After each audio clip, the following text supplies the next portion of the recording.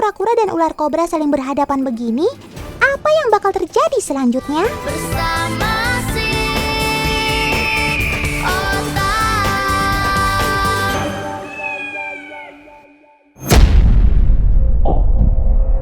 Ya Tuhan, apa tidak kebesaran untuk dimakan?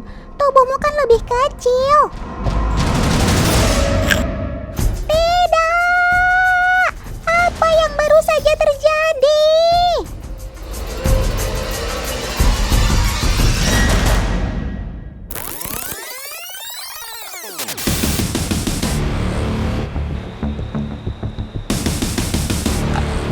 Walah dalah, ternyata si ular kobra yang jadi santapannya kura-kura, teman. Entah apa yang merasukimu, Sob. Otan sungguh tidak menyangka. Teman, Sobat Otan ini adalah kura-kura Brazil. Iya, negara yang terkenal sebagai jagoan sepak bola itu. Ia termasuk hewan omnivora atau pemakan segala. Nafsu makannya juga besar loh. Gak heran kalau si ular kobra pun disantapnya. Tapi kalau ketemu dengan ular kobra yang lebih besar, Otan yakin kamu yang akan kabur, Sob. Ya kan?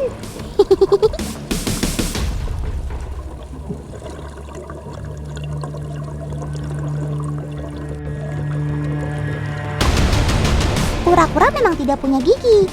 Namun mulutnya keras dan kuat seperti paruh burung. Mulutnya ampuh untuk mencengkram dan mencabik mangsanya. Kelar kamu kobra.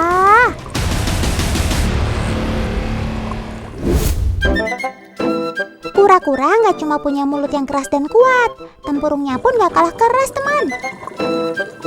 Wah, jadi double deh pertahanan dirimu. Musuhmu bakal pikir berkali-kali untuk menerkammu. Kalau nggak mau copot giginya nanti. Tapi bukannya banyak hewan dengan gigitan yang super kuat ya? Seperti...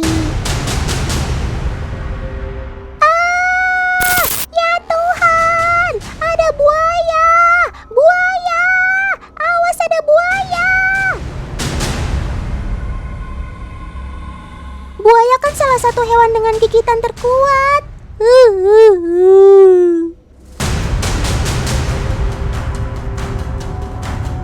Aduh, Sob, Otan tidak dapat berbuat banyak untuk menyelamatkanmu.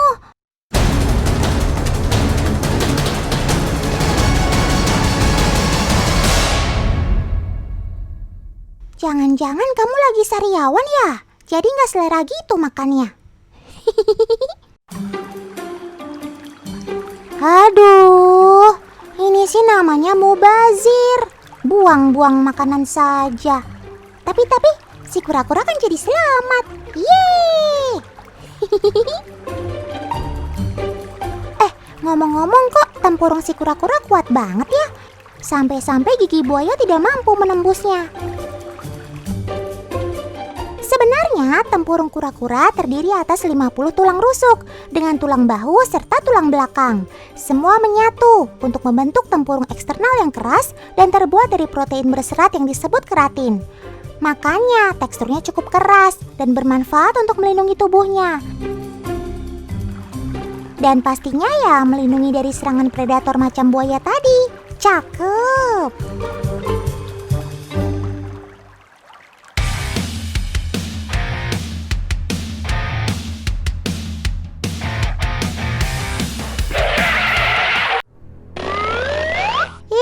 Apaan itu? Hitam besar! Takut! Walah, ternyata kamu, Sob. Kenali nih, sobat raksasa ini namanya adalah kura-kura Aldabra. Kura-kura darat ini ukurannya memang besar banget karena ia adalah kura-kura terbesar kedua di dunia. Besar badan Aldabra bisa mencapai 1,5 meter dan bobot 300 kg. Pantas disandingkan dengan kakak ini masih terlihat gedean kamu.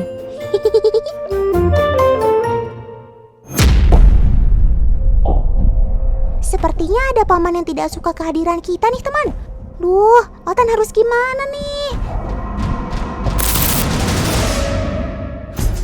Tadi Padahal Otan kan tidak berbuat yang macam-macam.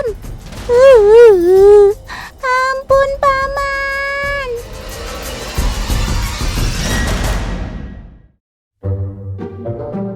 Walah, ternyata Paman mau adu besar sama sobat Otan ini.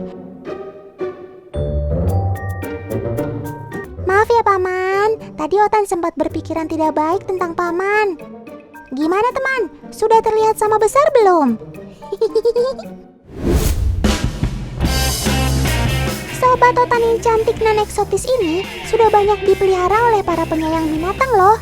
Biasanya nih, pemilik Aldabra bakal rajin merawat tempurung sobat Otan ini.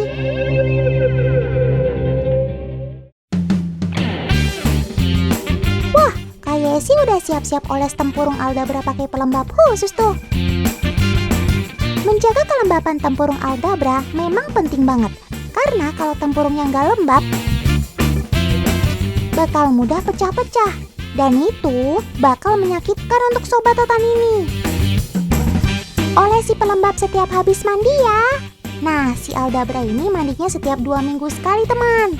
Nah, udah cerah bersinar nih. Emangnya wajah kakak-kakak di rumah aja yang boleh glowing alias kinclong? Tempurung sobat Otan ini juga harus kece dong. Gimana? Cakep kan?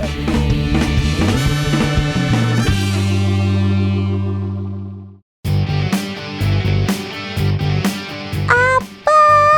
2,5 miliar? Luar biasa.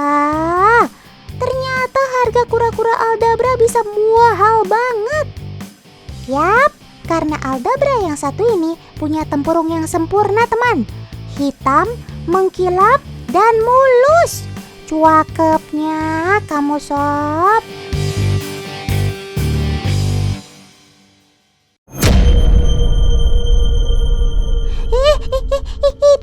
Itu apa? Kok kursinya bisa bergerak sendiri sih? Jangan-jangan hantu. Teman-teman di rumah, jangan kabur dulu. Tetap tenang teman, Otan akan coba pecahkan masalah ini. Otan tahu nih sekarang apa yang menyebabkan kursi itu bisa jalan sendiri. Ini nih penyebabnya, si kura-kura darat yang suka iseng. Ini dia si kura-kura sulcata. Di habitatnya, sobat Otan ini suka dengan tempat yang tersembunyi, terlebih ketika cuaca sangat terik. Ia akan mencari tempat apa saja untuk berlindung dari sengatan matahari, tak terkecuali kursi ini teman. Tapi ya gitu deh, saat mau keluar, tempurungnya suka tersangkut. Makanya besok lagi pilih-pilih ya Sul kalau cari tempat persembunyian. Bikin kaget aja nih.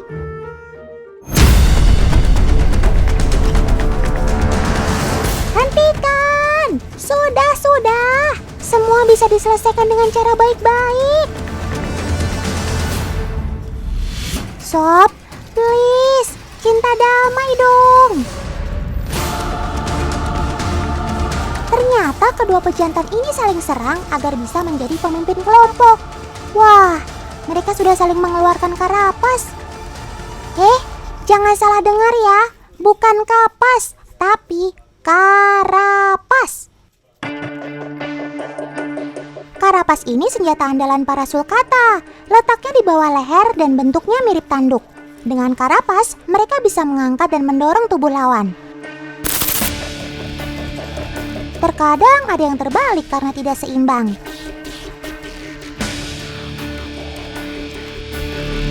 Syukurlah salah satu dari mereka menyerah dan lebih memilih pergi. Gitu dong sob. Peace, cinta damai.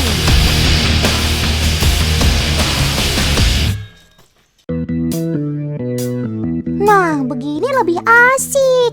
Kumpul ayo kumpul. Biasanya sih kalau udah kumpul begini pasti bakal ada makanan nih. Tuh, bener kan?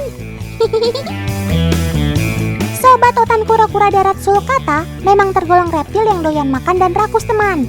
Mereka bisa berlomba menyantap sayuran. Yap, mereka memang suka sekali makan sayur. Sekali makan, 25 kura-kura sulcata ini bisa menghabiskan 120 kg sayuran loh. Jenis sayuran yang diberikan beragam, salah satunya sawi, bahkan ada juga rumput dan labu. Makanan sulcata harus punya kandungan air yang cukup, kaya serat, serta rendah protein. Dan meski cuma makan sayur, sulcata bisa mencapai berat tubuh maksimal, yakni 100 kg. Nggak heran kalau sulcata menjadi kura-kura darat terbesar ketiga di dunia, setelah kura-kura Galapagos dan Aldabra. Cakep!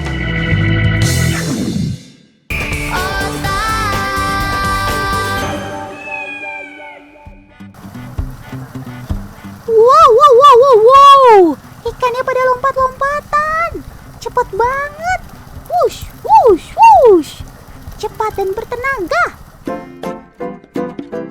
Kalian lihat sendiri kan teman? Loncatan sobat otan yang satu ini lumayan kencang dan tinggi tentunya. Makanya pakai helm biar aman. Tapi kenapa ikan bandengnya sampai loncat heboh begitu ya? Teman di rumah ada yang tahu? Yap, nilai 100 buat kalian yang menjawab stres alias tegang. Loncatan bandeng yang sedang stres bisa lebih dari 1 meter loh, atau 4 kali panjang tubuhnya. Wah.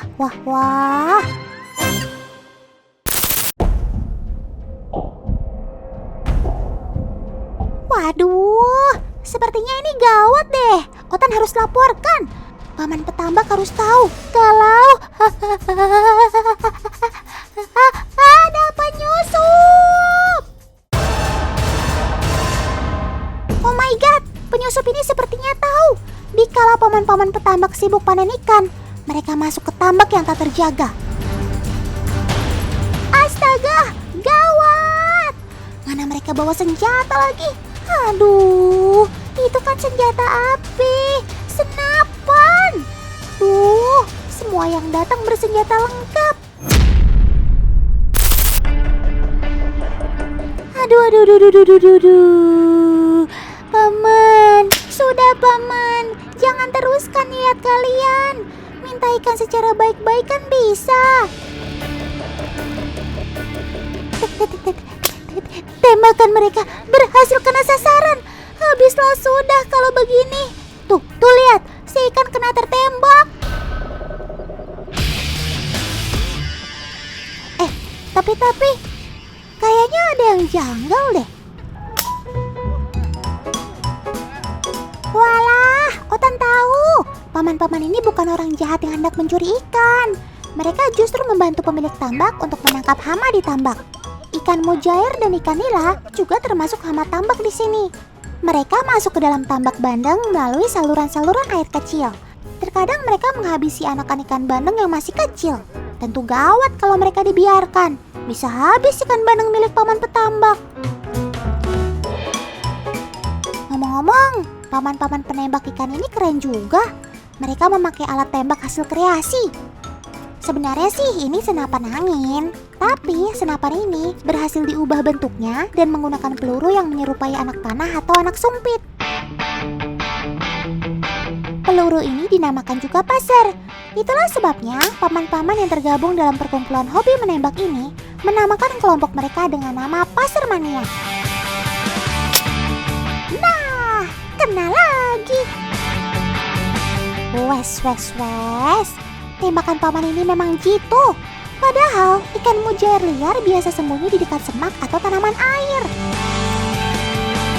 Walau dari kejauhan, tembakan mereka cukup jitu.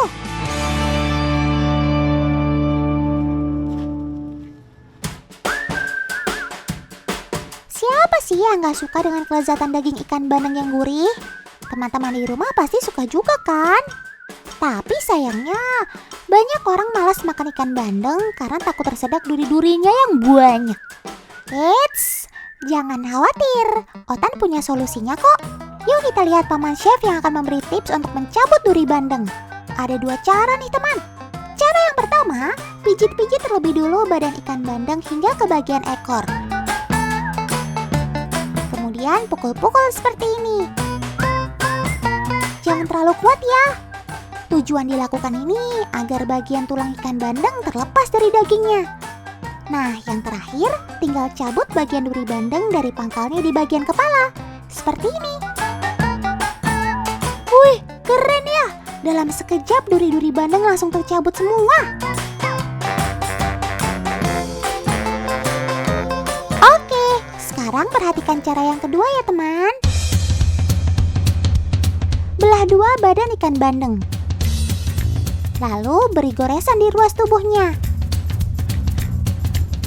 Cabut duri-duri halus yang ada di ruas tubuh bandeng dengan memakai pinset seperti ini. Wih, banyak banget ya durinya. Bagaimana? Mudah kan caranya? Si ikan bandeng juga termasuk primadona di Kabupaten Buleleng, Bali. Di sana, ikan bandeng banyak dibudidayakan. Agak berbeda cara budidayanya, bukan ditambak lumpur cara peliharanya. Di sini, ikan bandeng dipelihara di keramba apung di tengah laut tepi pantai. Seperti ini nih. Si bandeng dijuluki milkfish atau ikan susu. Sebab sisiknya itu loh, warnanya putih keperakan. Mesti dipancing pakan dulu nih.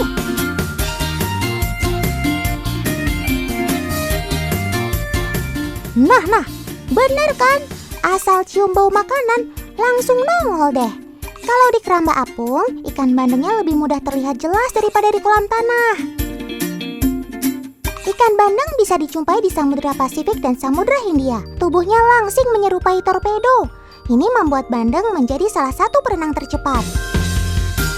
Kalau melaju, kecepatan rata-ratanya bisa mencapai 60 km per jam. Bahkan kecepatannya ini mengalahkan kemampuan ikan barakuda dan ikan terbang.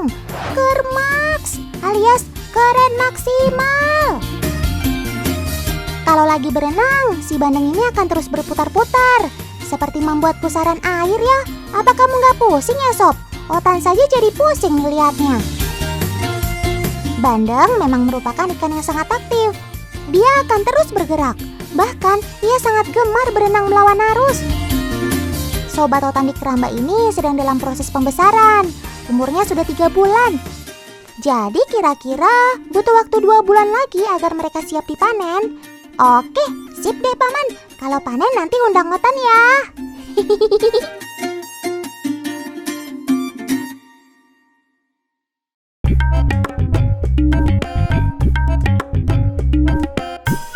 Oh iya teman, bandeng termasuk ikan berumur panjang loh. Umurnya bisa mencapai usia 17 tahun. Satu lagi nih keistimewaannya. Ikan bandeng termasuk jenis ikan air laut, namun dapat hidup juga di air tawar dan air payau. Ada yang tahu kenapa? Ini karena bandeng memiliki kemampuan adaptasi terhadap perubahan kadar garam dalam air yang disebut euryhalin.